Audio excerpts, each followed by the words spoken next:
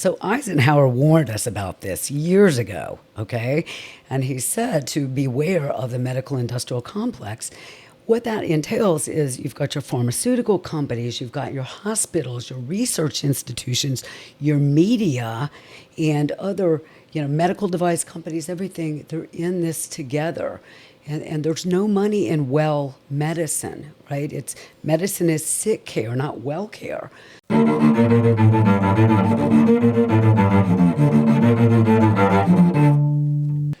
So today I'm joined by Dr. Sheri Weinstein in Sarasota, Florida. And just a little bit of your history and credentials and stuff. You are a double board certified physician, over 30 years of experience. And you now have your own concierge service. You were the first female to do that kind of thing around here. So you've always been kind of a trailblazer, one who stands up for yourself and does what you think is the right thing to do. And I think that's a big part of what we're going to be talking about today is standing up for what's right, and even when no one else is on your side or has your back. So thank you for being here and just talking about some important topics. Well, thank you for having me. This is important, and everyone's doing their part in this battle. So I just have a list here of some of the things that we're going to be talking about today. One of the big things is you have kind of shifted a lot of your focus onto maybe why people have lost faith or confidence in the healthcare system. And so that's one of the things that I like to focus on is how can we improve? So I like to have people on that can help educate the public and healthcare workers on how we can improve the healthcare system. And I think there's been a lot of people who have lost some trust in the healthcare system over the last 5, 10, 15 years. So there's a lot of reasons why. Some of the reasons we're going to talk about are pharmaceutical companies, just the government involvement in healthcare. There is financial coercion and institutional conflicts of interest. And I know that you have some knowledge and experience with all of those. Yes. Oh, yes. And then the other things that we talk about is like the FDA, CDC, and how those organizations kind of influence and how it trickles down. And eventually it reaches the patients and the healthcare workers that are at the bedside and how they care for those patients. So, there's not a lot of people who are willing to talk about this. I mean, you kind of have to go out there and be willing to stand up. So just in general, are there a number of physicians who kind of share your point of view, or are there some who are afraid to speak out? Absolutely. So again, thank you for asking me to speak, because a lot of people are scared to speak because of the conflicts that they'll face. They could lose their job, they could lose their medical license, they could lose their hospital privileges, board certification, and a number of my friends have lost all the above. So there are thousands of us. There was a global COVID summit that was in 2020, I believe 2020, and there were hundreds of doctors that attended and presented it, and thousands of people that watched online, and it was in Italy. And interestingly, it's been taken down because it violates YouTube's, their goals or their guidelines or whatever, which is like, this is the world authorities on treating COVID early and saving lives, and it violates YouTube. But yeah, there are a number of us. So there are, I would say, thousands of doctors in America now that are, working together on policies and on legislation and on medical advocacy. So that's what I've really transformed my time and efforts to going and working on. Okay. So I guess we can start with, there's this term called the medical industrial complex. Yes. So I think people are familiar with the military industrial complex, where there's, contractors and money being exchanged, and there's government getting contracts and things like that. But what is this concept of a medical industrial complex, if you can explain that. Yeah, so Eisenhower warned us about this years ago, okay? And he said to beware of the medical industrial complex. What that entails is you've got your pharmaceutical companies, you've got your hospitals, your research institutions, your media, and other, medical device companies, everything, they're in this together. And there's no money in well medicine, right? It's medicine is sick care, not well care. So all of this billions of dollars of government money going towards funding research through NIH, NIAID with grants, and it's being funneled over to pharmaceutical companies, and then it comes back to pharmaceutical companies and NIAID or NIH, whoever's gotten the grants to do the research in the first place. It never comes back to the taxpayers. Okay, so here we've got the sickest, one of the sickest. I think we've ranked anywhere between number 14 and 17 in the nation for healthcare outcomes, from birth on. Yet we pay more than any other nation in the world. And I know Dr. Nilori was on your show and talking about, wellness aspects. And that's great that a lot of docs are paying attention to the wellness part, but it's deeper than that. And a lot of docs are scared to talk about the elephant in the room, which is we're vaccinating more, we're using more drugs and things like that. And Pfizer has made $175 million or $1 billion. I better not quote exact numbers if I can't remember the illions. But they've never cured a disease, and they've been around for decades. So all of this is about making money on people being and staying sick. Mm-hmm. So the money starts with, because a lot of this money is coming from the taxpayers. And so they're funding a lot of this stuff and not seeing a great return on their investment. Right. So how does the interaction with like the FDA and the pharmaceutical companies, where's the money where does it go? It just goes to Big Pharma. Big Pharma. So what's happened, we've got this revolving door with our three-letter agencies, the FDA, even the CDC, even NIH. So FDA is one of the most egregious. So examples like Scott Gottlieb that went from the FDA over to work for I believe it was Pfizer, and Scott Gottlieb and others that Han that went over, FDA went over to Moderna, and Cavazzoni, FDA that went over to Pfizer. These are people that were supposed to be regulating these agencies. And as soon as, within a year of their ending their job on the FDA or leaving the FDA, they are employed by the very pharmaceutical companies that they were regulating. And so it's in some studies that have been published, it's at 50% or more of the FDA goes on within a year or two to have jobs with the pharmaceutical companies and corporations that they were regulating. And I know some of them have gone, I can't remember their names, but I know some of them have gone back and forth multiple times.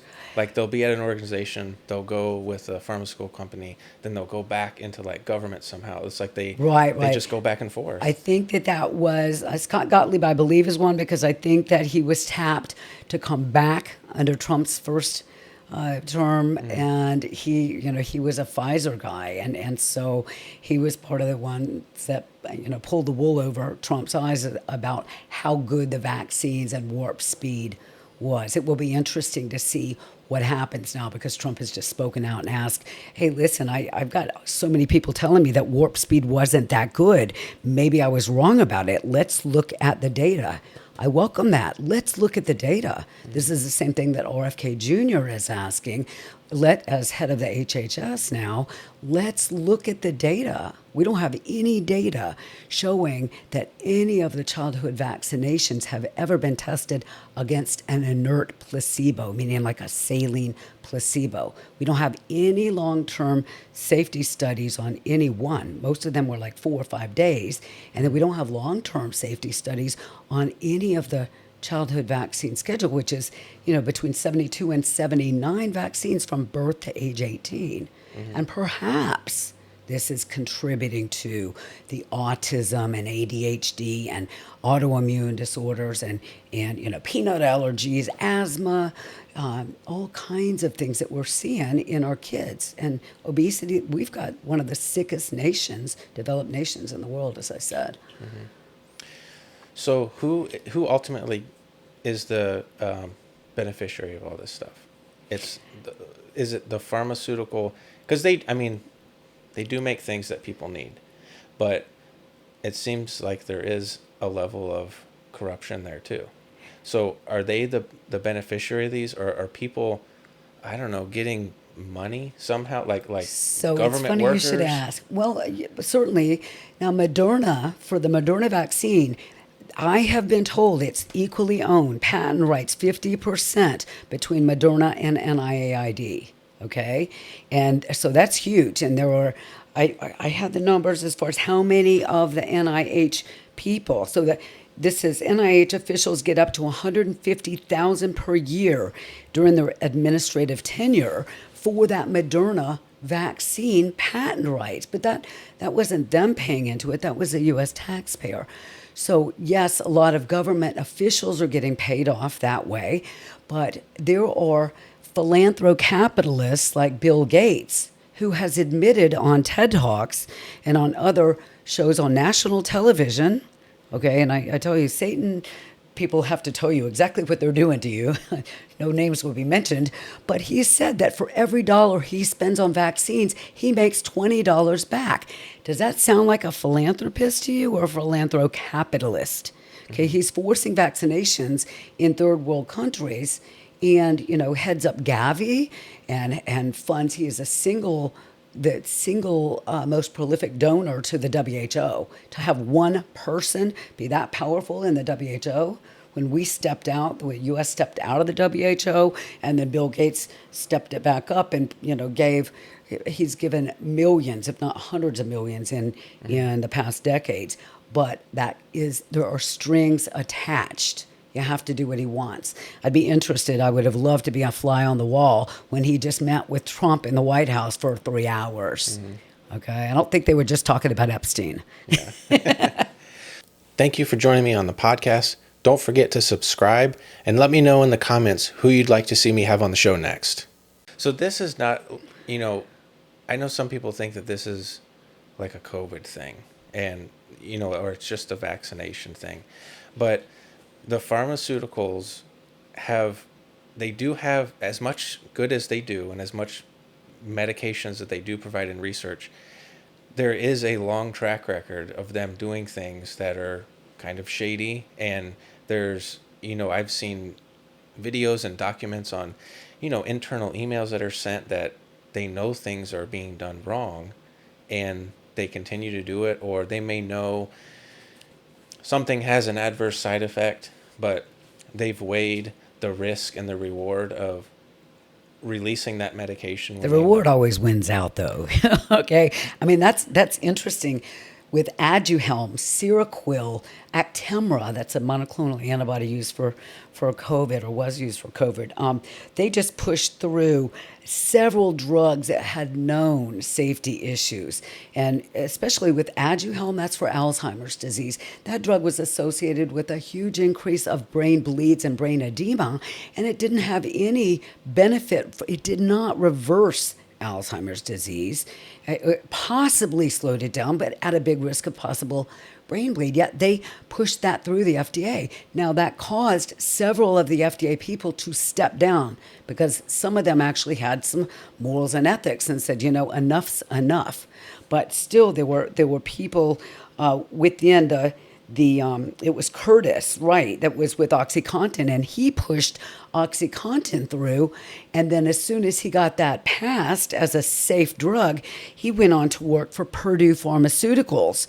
Okay. And then that was one of the biggest frauds and biggest unfortunate events that led to our opiate crisis, because all of a sudden so many people thought that it was safe. We knew it was effective. I mean, it kills pain. I mean, hell, you're so grogged out that you don't feel anything, but it really has resulted in a lot of death. Same with Seroquel, had cardiac risks, and Laughlin went on to work for AstraZeneca and consult for AstraZeneca after he pushed that one through.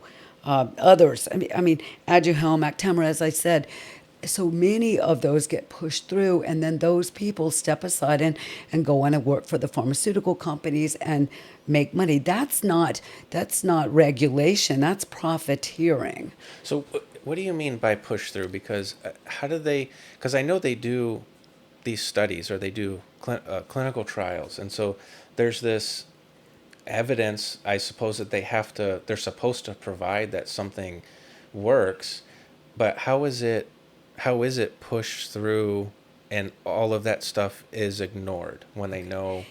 How does it get to market when they know something is not going to work? And the answer is kind of complicated, but simple in that you only have to have, I believe, a simple majority voting through FDA to get something passed, okay?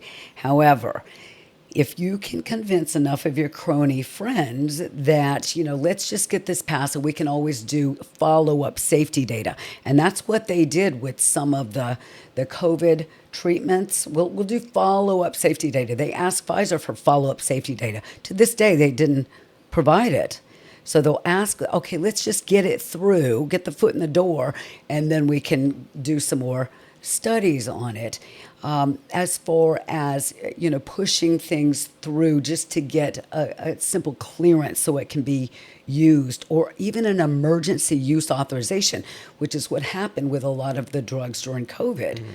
They got emergency use authorization for all kinds of drugs. The only drug that was FDA approved was remdesivir in about 2020. And that drug never worked they tried it for Zika virus, they tried it for Ebola virus, it didn't work. And then Fauci pushed it through for COVID, and it didn't work. And WHO knew it didn't work and said not to use it in 2020. Yet, as our local public hospital was still using it, and when I asked questions about why we were still using it, the head of infectious disease says, "Oh, there was a study that showed it's effective." Yes, but there's a lot of studies showing it's killing people. It was causing renal failure, which no viruses cause renal failure that we know of, never before. But all these people with COVID were dying of renal failure. No, it was the ones that got the remdesivir. So interestingly, that battle ended in, my bringing up the fact that individual had made good money doing drug research on COVID drugs that were emergency use authorized drugs, okay, or new and expensive drugs. I think remdesivir was $9 a vial, and it sold or marketed for over $2,700. Okay, mark my word, thousands of dollars. So they made a killing. They literally made a killing on that drug. And then they kept us from using ivermectin, hydroxychloroquine, azithromycin, regular doses of dexamethasone, colchicine, all these drugs that actually were already FDA approved, had safety data for decades, and they put out emails at this hospital, this local public hospital, saying you cannot use these drugs. Multiple emails. So they scared the heck out of doctors and kept them from using the drugs. And, I was speaking up at board meetings and asking, why can't we use these drugs? Here's hundreds of studies showing safety and efficacy of, for example, for ivermectin, at least 62% for even late COVID, but even more effective if you use it early. Nobody ends up in the hospital. I treated thousands of cases of COVID with already FDA approved inexpensive drugs, used outpatient, and no one died. That's a great track record, but hospital wasn't doing that. I've heard from other physicians that there's a lot more restrictions on them now than there was 20 or 30 years ago. So what's driving that I guess, control, to where physicians, like, I just think that if you have a physician and they have a relationship with a patient, there should be some freedom there to treat them how they want to treat them, with, if there's informed consent and they know all the risks and benefits of these things. A physician goes to school for a long time and it's like their practice is being restricted. Absolutely. So where does that come from? Because it seems like it can come from the hospitals, but it seems like it's more than that. It's coming from where? You're touching on some great points. Number one, let's talk about informed consent. So informed consent, did anyone really get informed consents about the vaccinations, right? Any vaccinations, flu vaccine, COVID vaccine, certainly not the COVID vaccine, but there's no informed consent. There's no reporting of drug adverse events, okay? And then as far as having the doctors being afraid to step out of bounds because they are controlled by American Board of Internal Medicine. So they're an American Board of Gynecology and American College of Gynecology and American Association of Pediatrics and the Federal Bureau of Medical Societies. And there are a number of multiple letter organizations that are telling us what to do and are pulling the purse strings and are saying basically censor doctors for misinformation and disinformation, but they never explained what misinformation and disinformation was.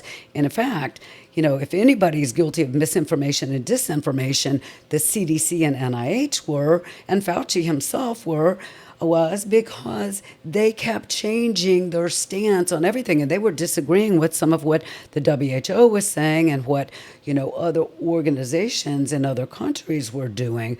And so doctors didn't know what to do, but they didn't want to step out of bounds lest they lose their hospital privileges, okay, or board certification or their medical license. And I have several of my friends that lost all the above, So there's an effective way to censor physicians. Censor docs, absolutely. And this does take the doctor-patient relationship. It has been decimated. Okay, so this was when I went into medicine, I really loved medicine. I thought it was such a heroic and just such a noble profession. And over the years, and especially in the past 5 years, I've been awakened. I knew that there was a little something going on with conflicts of interest with drug companies paying astronomical amounts for advertising.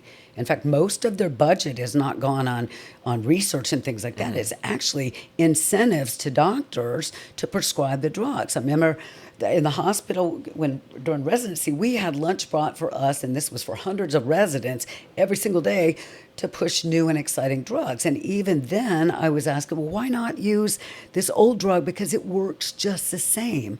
And that's what we've got studies that show, that many new and expensive drugs are no better than the old drugs that are already FDA approved and fall off the generic list because there's no money being made on them. Mm-hmm. And there's no, NIH did no research. If you looked at the treatments, I keep going back to COVID, but this is what woke me up when I started looking at, well, let's go with the clinical gov trials and see what trials are they doing. What are they using? So Canada was using colchicine. It was called COVID trial, colchicine for COVID. Hey, it was actually, I believe, 74% effective, which is great. And ivermectin was 62% effective, but neither of those studies was done by our NIH. NIH only funded, the ones that I saw on the list of the top, I think 50, they were all new and very expensive drugs. That's what NIH was funding. So they didn't go back. In fact, they created trials to fail. Like the Active 6 trial was created to make it look like ivermectin was ineffective. How do you do that? How do you make a trial to show that a drug doesn't work? You don't give enough of the drug to make a difference. You don't give it with food if it needs to be given with food, which ivermectin does.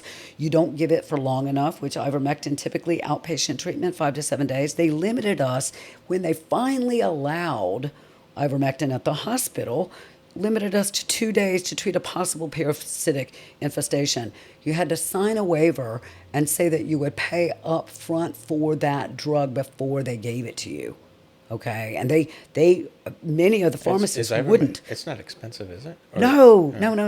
It's not expensive. It's dirt cheap, and it was one of the drugs. Ivermectin and hydroxychloroquine were used in India. Uttar Pradesh was a huge win, and India and Africa, all these countries that were using that drug to prevent river blindness and hydroxychloroquine to prevent malaria. They had very low deaths from COVID.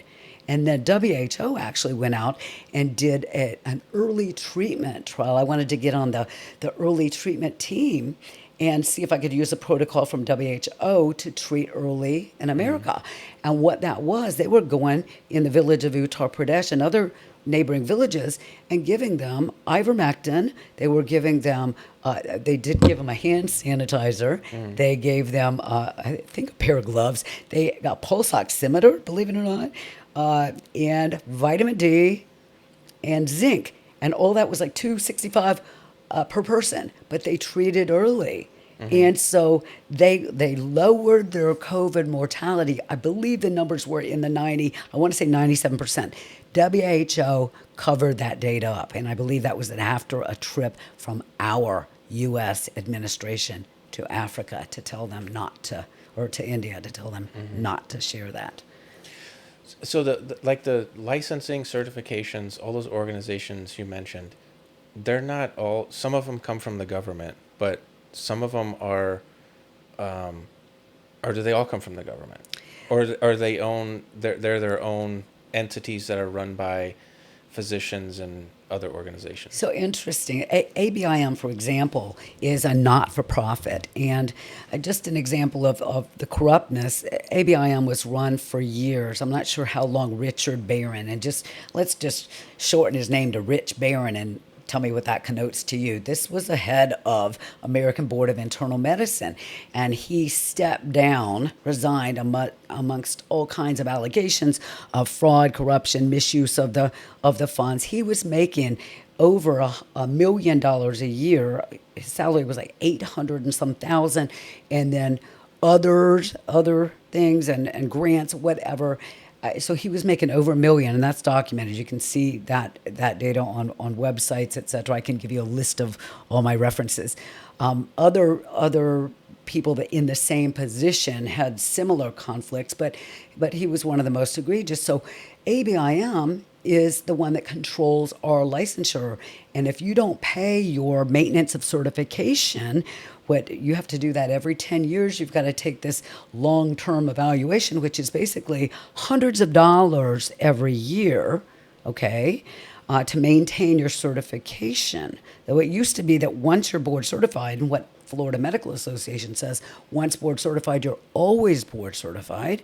Well, ABIM says, no, you in fact could have just paid your board certification. I had just taken the board. So the hospital, because I spoke out against their policies for COVID and was asking questions about their vaccination policies and their protocols and asking some questions, which now I'm being vindicated and saying, hey, listen, you should have paid attention. What's happened, I was asked to sit for my boards again after I was already grandfathered in. So I had to pay quickly. I had 3 months to do it. So that's 10 years of new data. There was no new data. All it was, again, memorizing the vaccination schedule, okay? There were a lot of questions about, does this pregnant woman need to be vaccinated? The answer is always yes. You'll get that right if you say yes, give a vaccine. Truly, you'll get it right. And I passed with flying colors, even though I answered those questions, no, I wouldn't give that vaccine. But the point is that I paid $1,200, I think, for that test. I paid for a board review class right before that. And then I didn't continue to pay my ABIM fees. And I was trying to get those credits. I had 500 hours or so of credits for studying for that board test. I mean, I know how to buckle down and study and do great on a test and memorize what they want you to say. I can do that. But when I tried to get that converted over to my CME credits, they said you can't convert it because you haven't paid your ABIM fees for this year. I said, I just sat for the ABIM test. I did all these credits when I had paid the fees. This sounds like extortion to me. And lo and behold, within a few days, I ended up getting an email which walked me through how to cash in my credits, because I would have taken that to the courts. It is extortion. That's what they're doing to us. They are making us sit for those boards again. In the hospital, local hospital, according to the staff guidelines, the bylaws, there's this gray area where they don't have to make you take the board certification if you're going along and doing everything just fine. Well, for people that ask questions like you and I, that's not good for them. So they can turn around and they weaponize that. They said, by the way, when I'm in with the chief's counsel, I was in to discuss. I thought it was, how are we going to work together to get better COVID outcomes and to hear the community and this and that. No, first words out of the mouth were, how can we get you to stop speaking at board meetings? Which is pretty interesting, right? And part of that was, oh, by the way, you have to sit for your boards again. And so I did. I've jumped through all the hoops. I've done this. And the bottom line is, a lot of doctors are scared of losing those things because they've got kids in private school. They've got, second homes. They've, got expensive this, that, and the other. I'm not too old and I'm not too young, and I feel like this is the most important battle of my time, and I can better serve my patients by helping, as you know, what you're doing, helping people to understand what's really going on behind the scenes. Do you know the website off the top of your head? And if not, I can look it up later and put it in the description. But you talked about that Richard Barron making that salary. Yes. There's a website that tells physicians that are paid by companies. Yes. And it's an official website. It's not something that somebody made up. It's no, that's true. That is openpayments.cms.gov, I believe. Let me just double check and make sure, because openpaymentsdata.cms.gov. And that's you can from look CMS, from the government. Yeah. And so you can look up and see any hospital, any doctor, from what company, see how much each company made. So if a physician is accepting money that's not a regular salary from where they're employed, if it's from any kind of company, they have to put it on there? Or who puts that on there? I think the government. I believe, since they're getting money, then that has to get reported to the IRS, and then it goes on the government site. So it's recorded as either research or grants, I think, or research or other. Yeah, so it's amazing. If you want to know, is my doctor getting money from any kind of organization, you can go and look them up. You can, yes. Okay. Yes. That's probably a good resource that people should look at. Oh, it is, absolutely. We've got lots of good resources. So, now, talking about, one of the things I know we wanted to mention was the CARES Act, which I'm a little bit familiar with, but also this PrEP Act. Yes. I'm not really familiar with that. So what is the CARES Act and PrEP Act, and how did they affect healthcare? So there was CARES Act, and I just heard about CRRSA. This was a coronavirus. So CARES Act is a Coronavirus Aid and Relief and Economic Security Act. And then there was also the CRRSA, the Coronavirus Response Act. But basically, these acts, the CARES Act received $178 billion in phase one, and you can look this up. $4 billion in phase two, $30 billion in phase three, and $25.5 billion in phase four. That act was giving incentives to the hospitals and institutions for following the government protocols.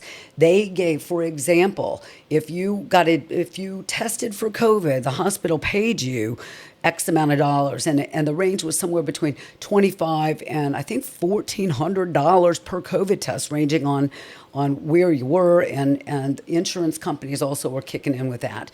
Our local hospital, in their community report, admitted to making, even with our indigent population, they were making well over $100 a kit, a test. So they tested everybody that came in. No matter what, drug overdose, car accident, whatever, you got tested for COVID. And I can understand, wanting to segregate people, that if you got COVID, you really want to know who's got COVID. And not put, somebody with COVID in the room with grandma who's got a urinary tract infection. But the fact of the matter is, those tests are 85%, on some estimates, up to 85% false positives.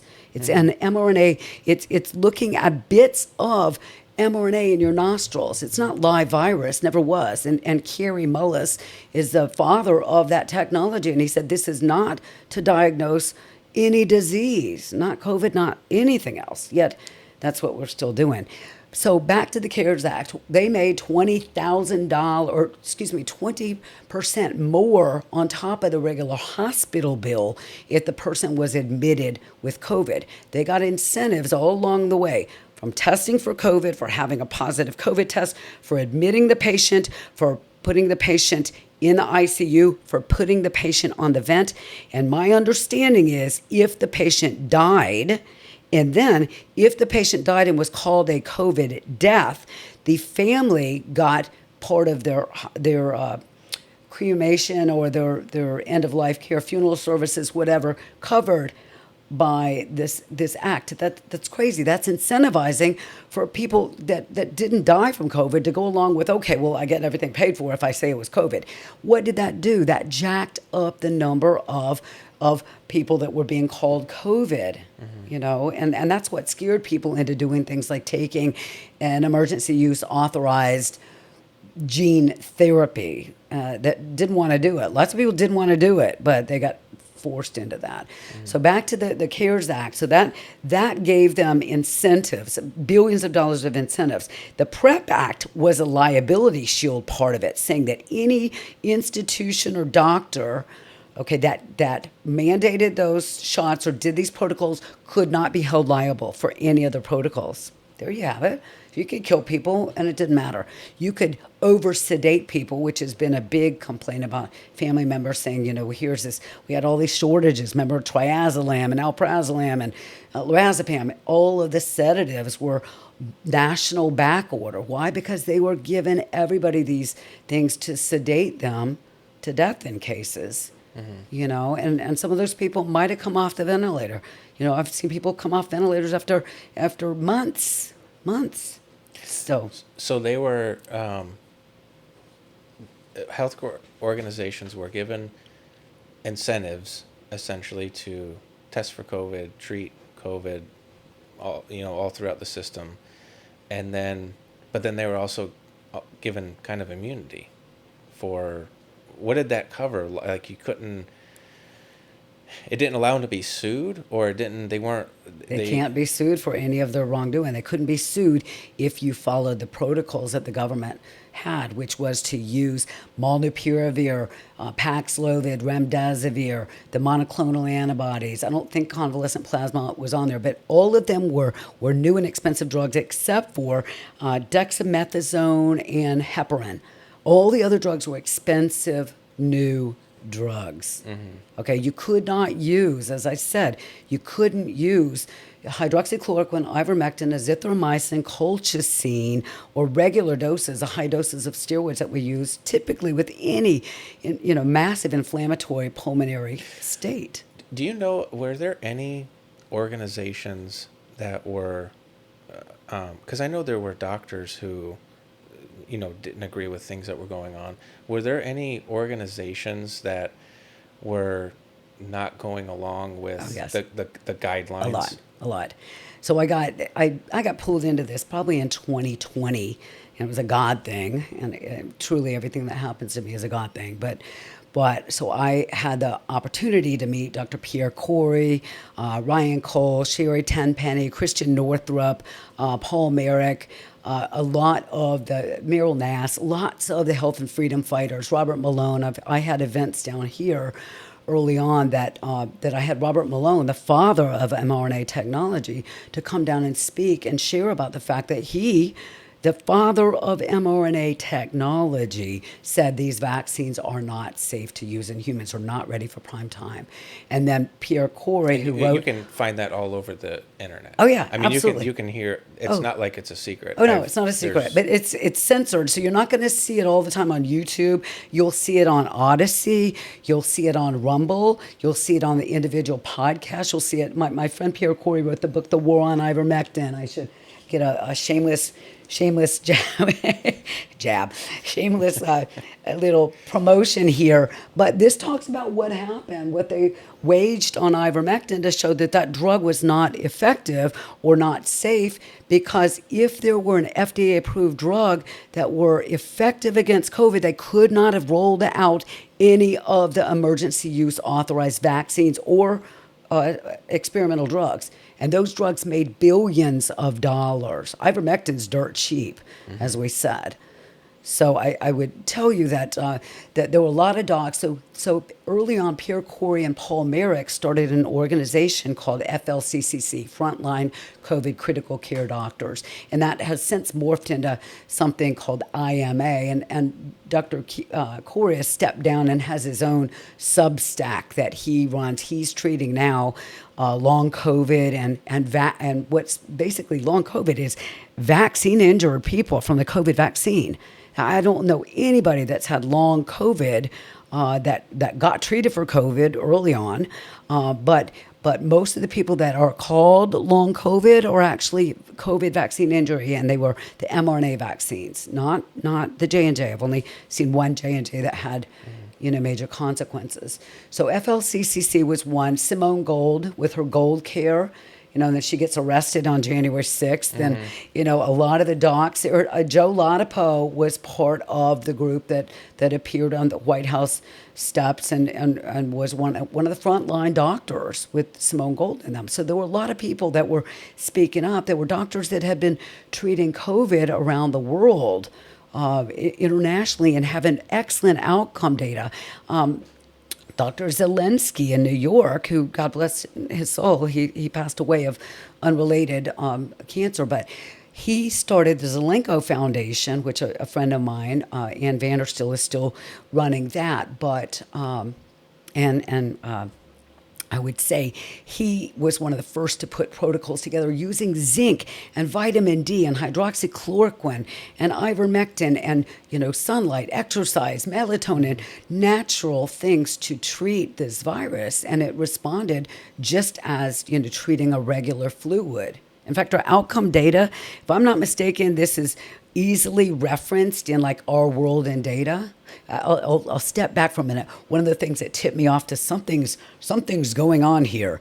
In March of 2020, I looked at the CDC's flu tracker. The CDC's website was tracking the flu. They had not started tracking COVID yet. They're tracking the flu, and here's this map of the United States and has the hot spots, the blue, yellow, greens, and pretty colors to tell you where flu was. In April, they stopped tracking flu and they were tracking COVID, and it was the exact same map.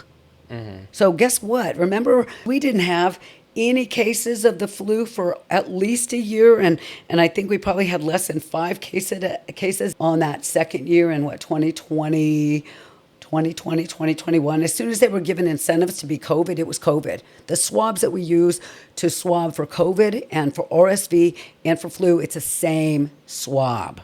I called the hospital and asked them at Micro, and I said, do I need to order some special COVID swabs? They said, nope, it's the same ones we use for flu. And I said, well, what's the cycle threshold?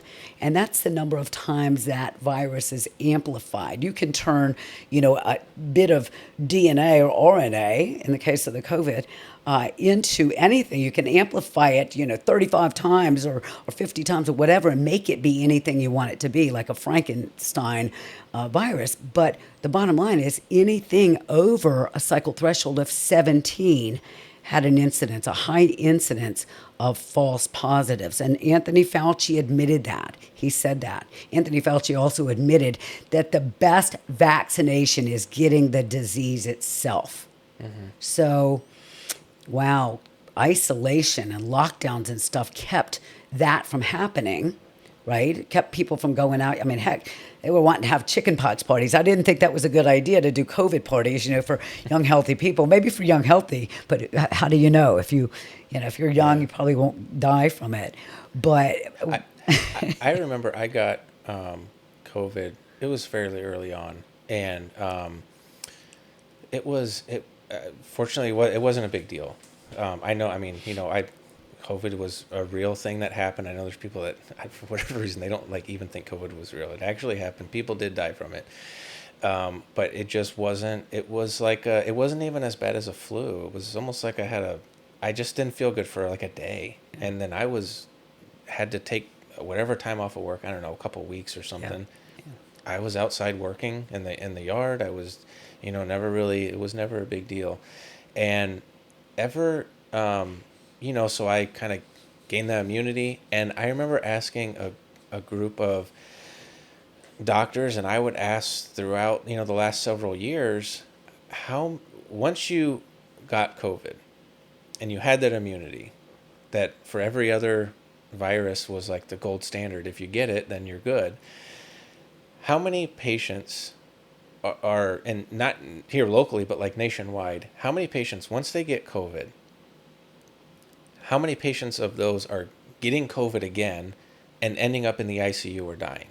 And no one could ever answer that question, because my thought was, well, if I have it, I've had COVID, and you get that immunity, how many of those people are getting it a second time once they've got that immunity and having these really bad outcomes? And to me, it was like, probably not a lot, because I think that if, they were pushing that vaccine. And I think that if people were getting natural immunity and then they were getting it again and dying from that, they would have, those facts would have been out there. Well, it's interesting that you bring that up, because in my experience, and I have data that I hope to release soon. I'm waiting for the person that bought my practice to release this data for me so I can actually get that out into the community. I've got several organizations waiting to collaborate with me to get case reports of how I treated certain side effects that occurred after the vaccine, my patient outcome data with vaccination versus non-vaccination. So what I learned was people that did not get the shot, and I offered the J&J shot in my office. I said, if you feel compelled to get a shot, please go with J&J, because it was an adenovirus with a little bit of the spike protein in it. It was not mRNA technology, and instinctively that felt better to me than going with this new mRNA.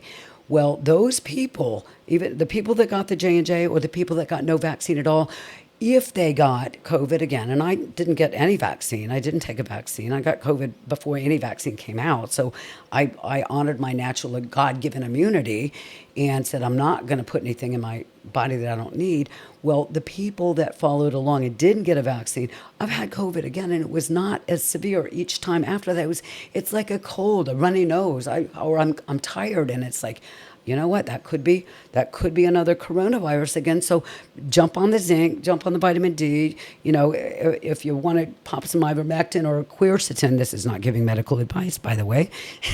These are the things that I personally do, and we do well. The people that got the vaccine, and this has been borne out in data that was just published, and I believe that was Cleveland Clinic's data that showed that and that was their hospital, that was their staff, and in all of their clinics, people that got 3 or more vaccinations were more likely to get COVID and other viral infections again.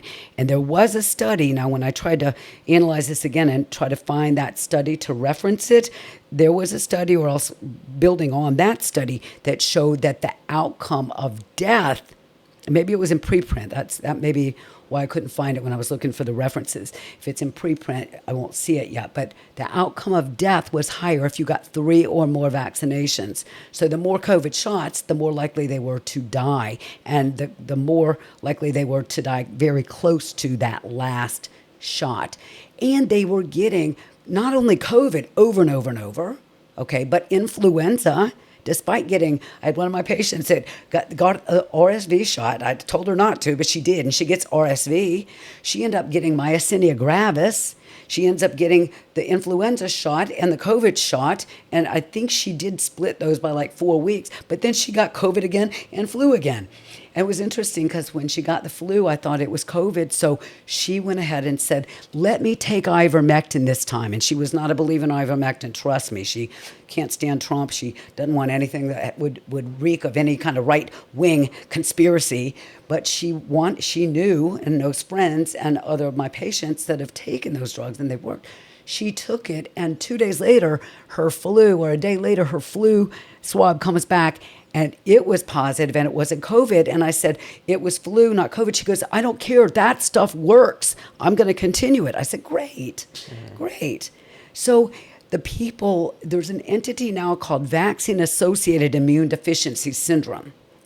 And I actually was taken to the Quality Improvement Board at our local hospital, where I used to serve as co-chair of that board. I was on it for 16 years until I started asking questions about their COVID protocols and admitting patients with COVID and not giving them any treatment at all, and they died. And I thought that something was intrinsically wrong with that.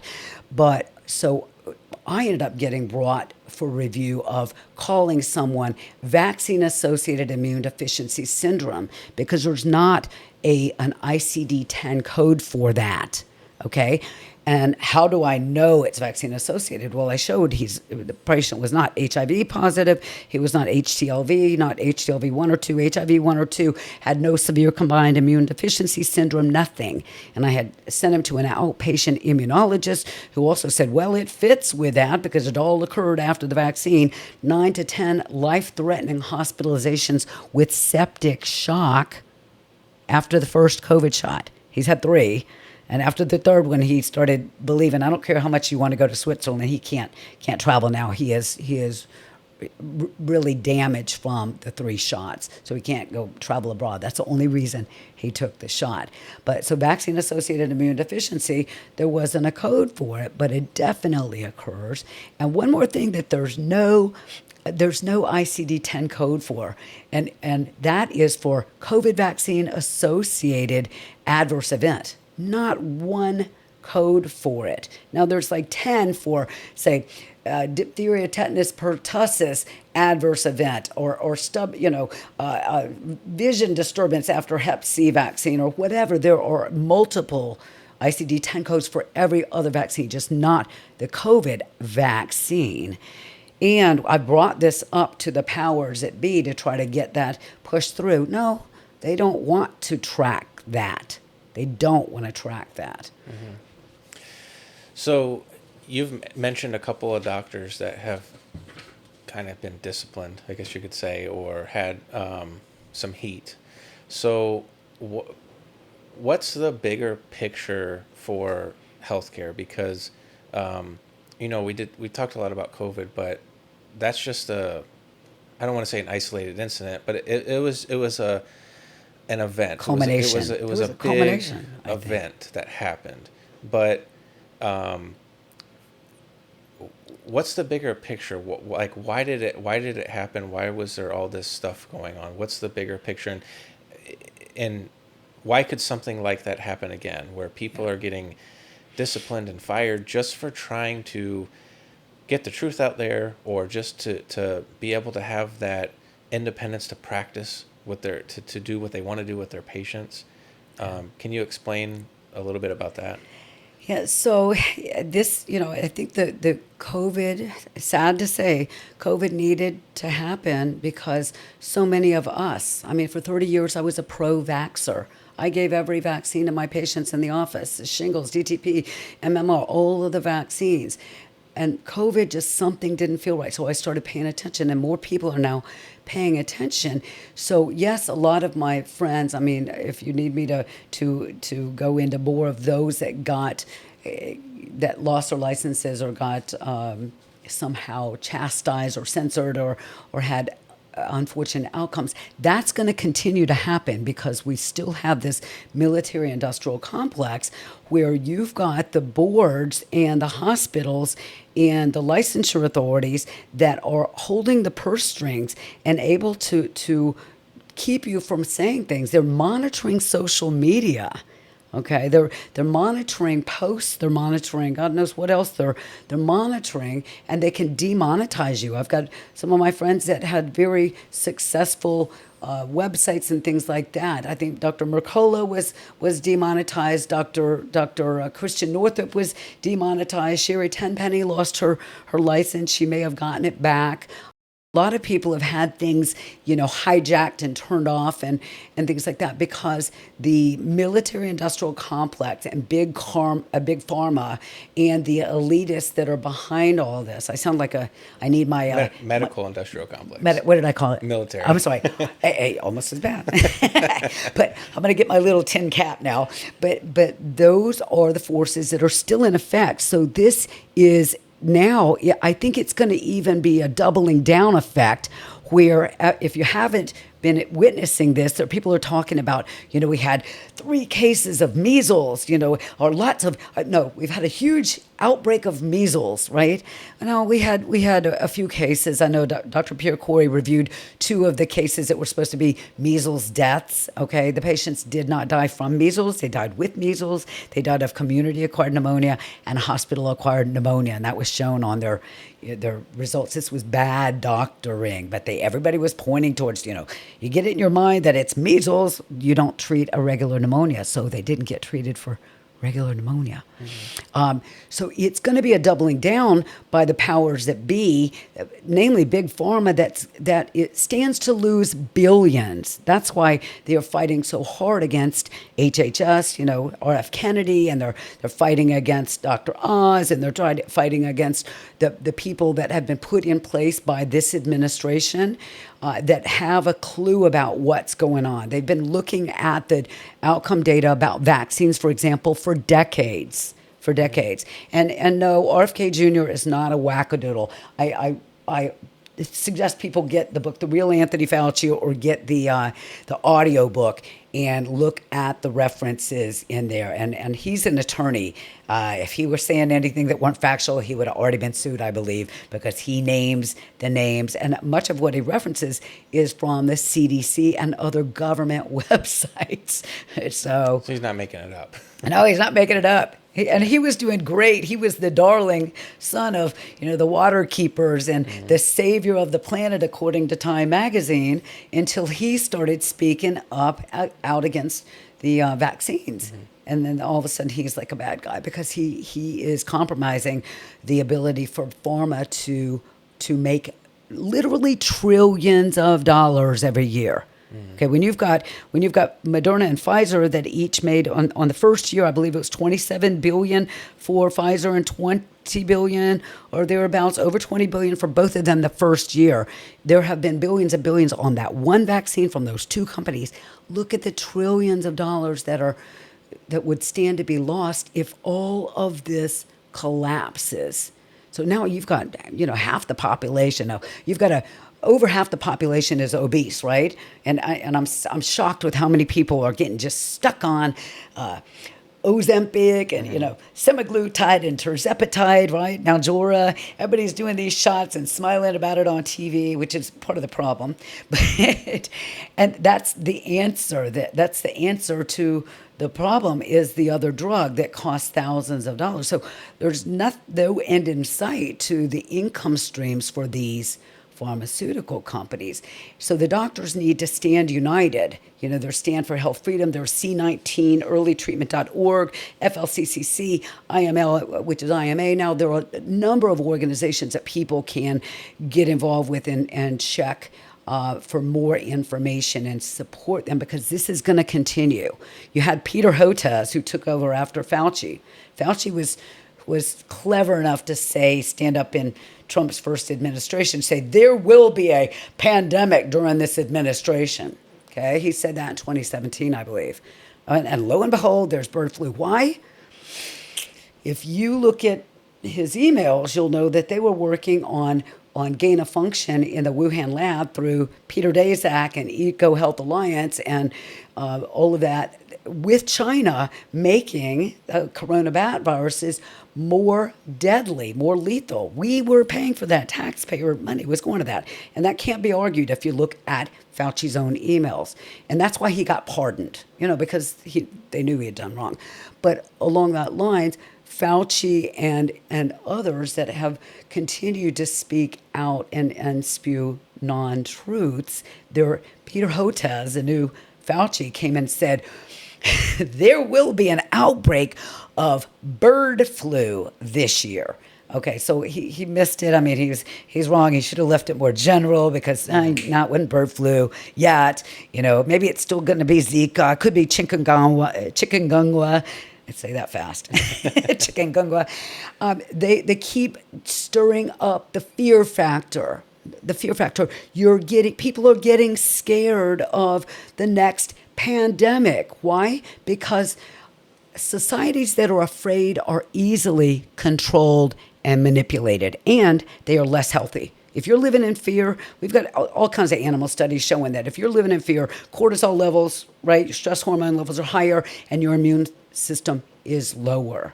Okay, and now we've got a whole, 80% of the U.S. population that received the vaccines. I don't know how many of those have already died, but a good percentage, lots of people that got the vaccines died. Okay, but these people are still going to be, wanting to take the next shot of something else. Some of them. What do you think, in your opinion, is the biggest piece of evidence or the biggest irrefutable thing that just shows that there is this medical industrial complex? Not maybe specific to COVID, but just if I don't know if there's a book that people could read, or if there's a website that just kind of explains this piece of evidence right here. Well, how can you argue it? There's no arguing this. Let me find. This is one that I read early on, and I tell you, this is Peter Breggin and Ginger Breggin. It's called COVID-19 and the Global Predators. We Are the Prey. So this has a lead-in by Peter McCullough, Zev Zelenko, who I mentioned, Lee Villiers, and what I do with my books. Really good books, I'll put all my little notes and references on here. But this discusses with just astronomical references. I mean, dozens of pages of references that talk about the links of, where there are conflicts of interest, major conflicts of interest, and how the government here, lobbyists, the pharmaceutical industry is the biggest lobbying power of any. Even, I think it's double, if I'm not mistaken, it's double that of oil and gas, which is the next largest. Now, I want to know where telecommunications is, because they're up there too. And where the heck did this 5G come in? How did 5G... overnight, while you were sleeping, while you were in COVID lockdown, you wake up and all these 5G towers are there. This is after we already knew that 4G was being accused of, and I would dare say, let's do some more data on that, let's do some more research, and you'll see that is causing an increased incidence in cancers and other disorders. We know that there's been a huge increase. Our military data showed it, Department of Defense data that got published, and 2,000% increase in heart attacks and hypertension and psychiatric disturbances. I think it was 436% increase in GI malignancies. All malignancies were up. Fetal demise, miscarriages, blood clots, psychiatric disturbances, cognitive dysfunction. We've got that data. So where can we see, who to turn to, or that it's all true? Any of these books. This Letter to Liberals is another by Robert F. Kennedy Jr. This was his a little easy read that he wrote for his. I'd give it to you, but it's signed. I used to have a lot of them, but I gave them out. But it basically has arguments. You know, did the COVID vaccine really work? Did the COVID vaccine really decrease the number of cases or deaths from COVID? I mean, here it's got Johns Hopkins outcome data.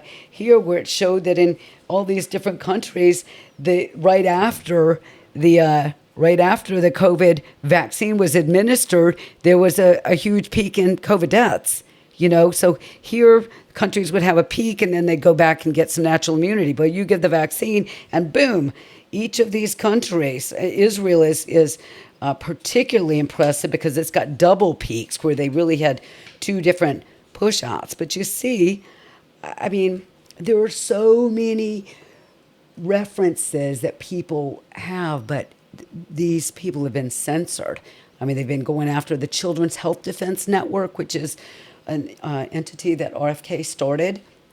And I would say, please support it. For $10, you're a lifetime member, and give them $1,000 and you're a hero. But they do such great work. They've sponsored like the Vax movie, Vax 1, 2, and I think we're already on 3. They took a bus, a big tour bus through the country, around the country. I featured it at my office for a day. And thousands of names are all over the side of that bus of people, particularly COVID vaccine injured, but other vaccines too. You know, I had to write my mother's name on that, my father-in-law's name, some of my best friends that were my patients that were just literally scared to death, scared into taking the shot and died. But if you look for those sources, if you look and start with Children's Health Defense and some of the places that I've reference. Another great book is called Cause Unknown by Ed Dowd, and it talks about the epidemic of sudden deaths in all of these athletes. All these athletes dropping dead on the sports field. These are people that, you know, they didn't have congenital malignancies. They were having cardiac arrhythmias, blood clot strokes, mainly cardiac arrhythmias in a big percentage, but some aggressive atherosclerosis. Mm-hmm. And then lo and behold, we find, oh yes, in the outcome data for autopsies, Peter McCullough and some other people published this. So recently, a study that showed that of the people that died shortly after the vaccine, 78% of those were truly found to be due to the vaccine itself.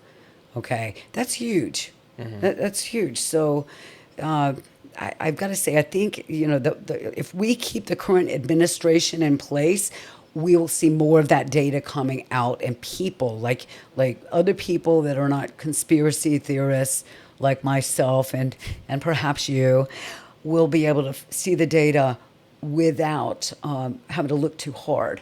And I'll say something clever. When in 2020, I think Elon Musk, you know, I love Elon. I think he's pretty bright. Yeah. But Elon Musk said something about 2020 is going to be, 2020 or 2021 is going to be a test in virtual reality. And what does that mean? I didn't know. So what is virtual reality? We form a reality by what we are allowed to see and hear. And if you're kept from seeing and hearing the truth, your reality is going to be something very different. And so there are, this is interesting, one of the people that interviewed me after a board meeting where one of my friends got kicked out of the hospital board meeting, Dr. John Littell, who's a freedom fighter and saved, you know, hundreds of thousands of lives with ivermectin at his hospital. He had other doctors coming to him for him to prescribe ivermectin. He spoke at our board meeting and they got security to kick him out. Okay, so then the TV and this ended up going viral, his interview and my interview on TikTok. And I didn't even know what TikTok was. I don't know. I didn't know what viral was other than COVID. But I basically was interviewed and they said, is your local public hospital a bad hospital? I said, no, they're not a bad hospital. It's not bad doctors, but they are following bad protocols. And I stand by that. They're following bad protocols. So we need to change that. And the more educated the populace is, the more they can demand the truth. They can demand the things that I've asked. I've asked the hospital to do some studies comparing our cancer rates pre-COVID vaccination, not pre-COVID. You can put COVID in there. You can put up to 2020. I think vaccine rollout, most people started getting them around March, August of 21, I believe. Okay. So you can have a little bit of 20, up to, we'll say to 2021. 2021 and beyond. Let's do the COVID, the cancer data, pre and post COVID vaccine. Let's look at the heart attack data. Let's look at the cardiac arrhythmia. Let's sudden death, the fetal demise, miscarriages, infertility rates sky high. And one of my friends lost her, a friend's daughters lost her baby 3 days before, 3 to 5 days before it was going to be born. When does that happen?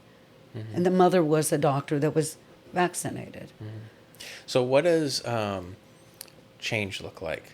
Like reform? And I think you, in my opinion, you briefly mentioned is people demanding answers, and not just with COVID, because again that's an event, but just with, why are there so many pharmaceutical commercials, and why are we one of the sickest nations, and we spend the most money, and just the whole healthcare system. What's it going to take for reform, or what is it? I guess, like, what is your opinion on how reform would look like, and absolutely, and what does an ideal healthcare system look like? I guess. Well, so to kind of segue into the ideal healthcare system would be something like direct-to-patient care, but where people have you've got a vested interest in being healthy, but we'll come back to that. So how are we going to get there? Number one, we've got to stop this revolving door of the three-letter government agencies going back and forth to the organizations, pharmaceutical companies, et cetera, device companies, that they regulate. Okay, that's a payoff. They're getting payoffs. We've got to stop that. Number two, we've got to stop direct-to-patient advertising. Okay, so that happens in America and New Zealand. Those are the only two countries in the world that allow that. Okay, and New Zealand, I thought it was a great country, but it's kind of messed up too. So sadly, that's not on the list of places that I want to move to.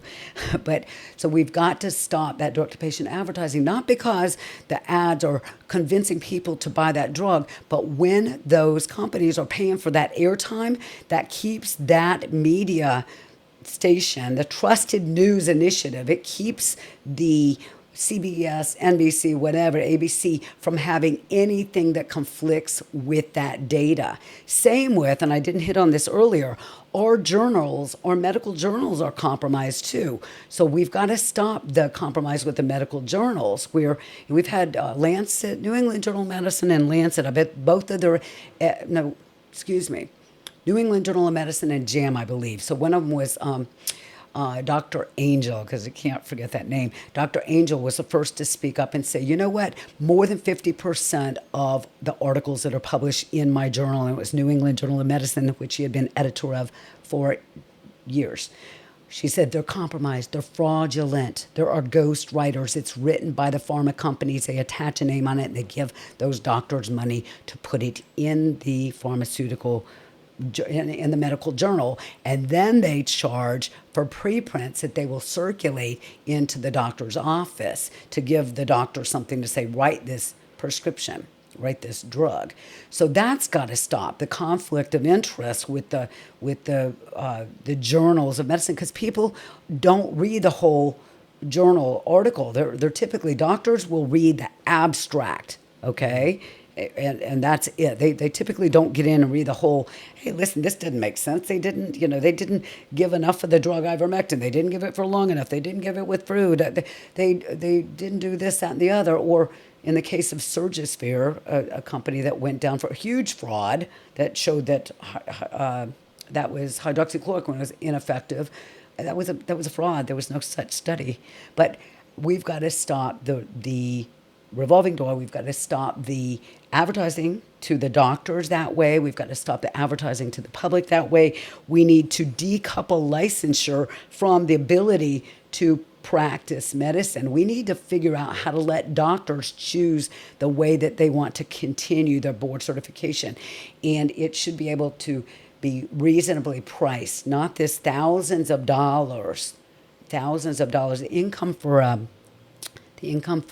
ABIM was in the millions. They're their revenue was like over 100 million. Okay, that for a not-for-profit. Okay, so we need to restore also physician-free speech so that we can tell people our opinion.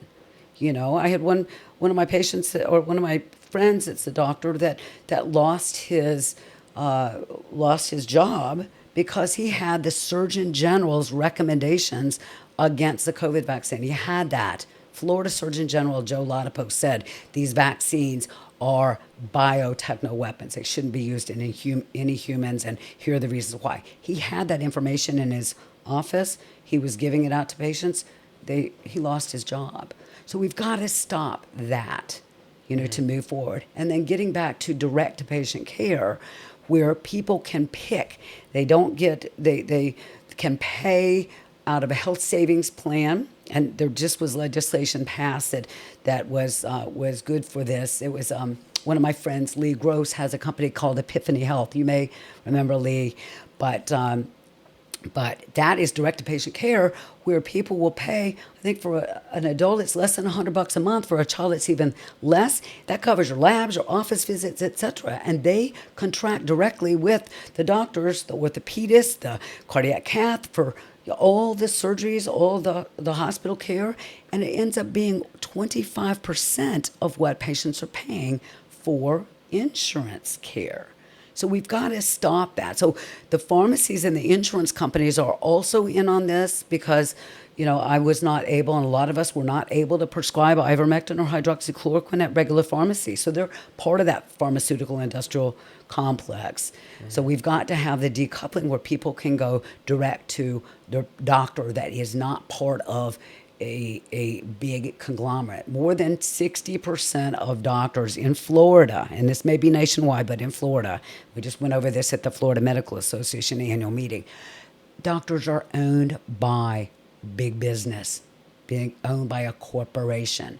So all of a sudden, you've got a doctor that's being forced to see all these patients and follow these guidelines, or I'm blessed because I had my own concierge practice for 25 years. There are fewer and fewer just standalone primary care physicians. They're getting gobbled up, yeah. And so if they belong to a big group now, they have to do what the boss says. Yeah. They can't just practice independently. Yeah. And one of the last things also to get back, they need to do an audit of the CARES Act and PrEP Act abusers. They've not looked at that. We've heard that a lot of, foreign companies and other things actually received millions of taxpayer dollars under the auspice of CARES Act, whatever, and it was all fraud. So we need to find out who got what money. I know, our hospital admitted to getting over $1 million. It was well into the millions of dollars that they received. Okay, and it was a lot more than what a hospital their size should have received. So they had this honed in. They knew what they were doing to get the money. And there were a lot of other fraudulent things going on. I was talking to you about my Medicare patients bringing in the test kits that they didn't order, that were just sent to them. I'd get 10 COVID test kits sent to them, and they were all made in China, Japan, or Korea. Many of them were expired, but it was COVID test kits that Medicare was charged. They saw it on their explanation of benefits, or EOBs, and they said, I didn't order this. So who was making that money? I've got the name. I did a news piece on that. It didn't get where it needs to get, so I'm going to have to do it again with more of the information about which companies were doing that. Mm-hmm. But we got to track back, and we've got to hone in on where's our money getting thrown out the window. We've saw USAID money's got thrown away. We've got to grab back our money so that we can take better care of our people and incentivize them to have direct-to-patient care and make Medicare better.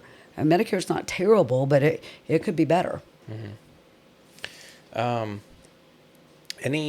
I guess kind of in closing, any advice to healthcare workers or institutions as far as if they are, I don't want to say afraid of speaking up, but what would your advice be to someone who it just wants to be able to speak their mind. They just gotta be willing to do it. Is that the advice that you would give them?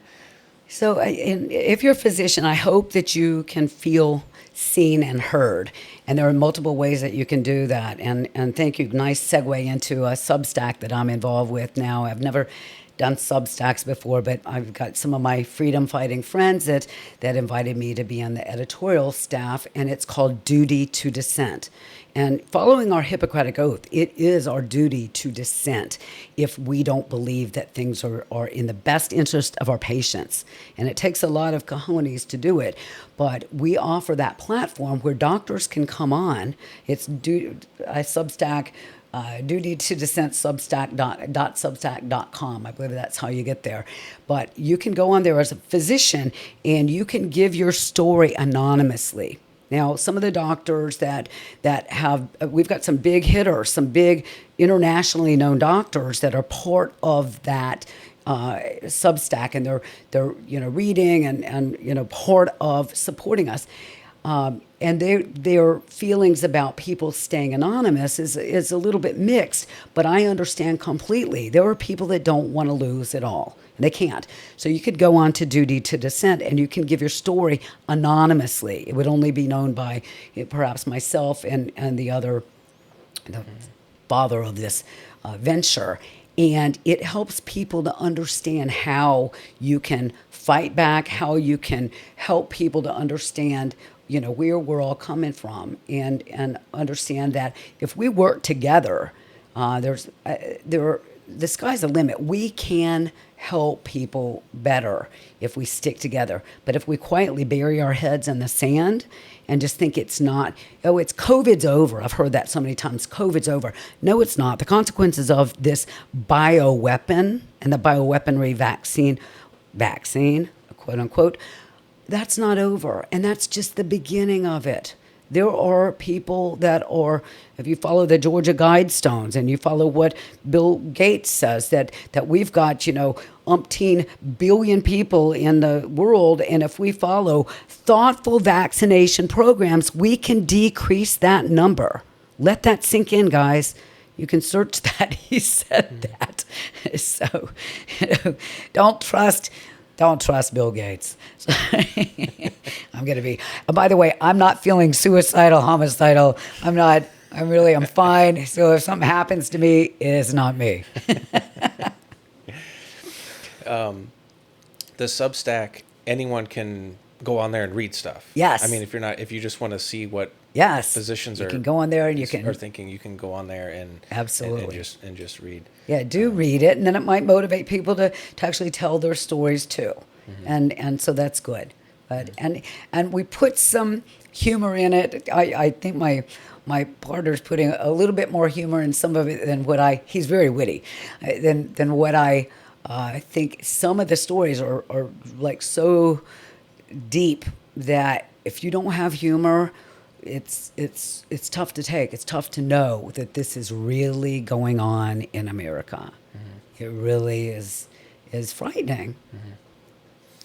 Well, if there's anything else you want to add that we didn't talk about that you want to mention before we're done, feel free to. But I just want to first just thank you for taking the time out to talk about all this stuff and just, I appreciate the stand that you've taken and, like you said, honoring your Hippocratic Oath to, you're there to help patients. At the end of the day, that's why we're in healthcare, is to help patients. And sometimes it's not. I looked up the definition of dissent because dissent sounds bad. It sounds like you're doing something that's wrong. But right. All it basically said was you're kind of going against what the accepted or the populace is pushing. Exactly. And sometimes dissent's not bad if it's necessary. Yeah. Question authority. Yeah. Well, I think that I think we've hit on so many things. I can just say thank you so very much for having this outlet to help to educate the public. And everybody puts their little part in. I would love to come back. I know I told you I'm going to be all over the place, because once I start talking about one thing, I may talk too much about one thing and leave some other things off. And certainly there's a lot going on, and it continues to develop. But I think in the whole scheme of things, we can win this. We just need to keep everybody aware and educated. Okay. And we need to pray. Yeah. Yeah, I believe prayer works. I really do. I got my Judaism and my Christianity. I got all bases covered, because it's going to take a lot. We're up against some very evil forces nowadays, and I didn't understand that until just recently. Mm-hmm. Yeah, I think it takes everyone just individually doing their part, and just getting the truth, all the facts out. Let people make up their own minds, but they got to have the truth. They have to have all the information. Yes. And if all the information's out there and people believe what they want to believe, then that's fine. But just let all the information get out. Yeah. I think that's most important, educating people. Yeah. So, excellent. Yeah. Thank you for coming on again. Thank you so much. I appreciate it.